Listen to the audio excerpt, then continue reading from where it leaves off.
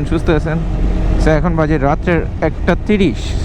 হঠাৎ করেই ভাবলাম যে আজকে তো পবিত্র বৃহস্পতিবার, যাই একটু ঘুরে আসি।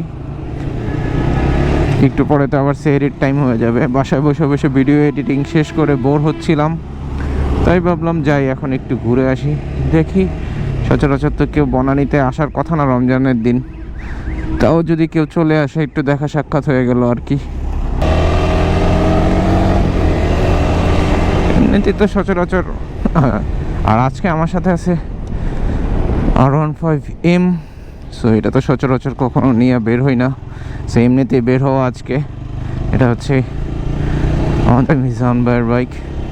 সো আমি তো এখন বাইক নাই, যার কাছে যেটা পাই তখন সেটা দিয়ে রাইড করে মনের খোরাকটা আপাতত মেটাচ্ছি। আর কি করব, বাইক না চালাইলে বাইকার তো বুঝেনি ভাই, যারা বাইকার, যে বাইক না চালাইলে কেমন লাগে।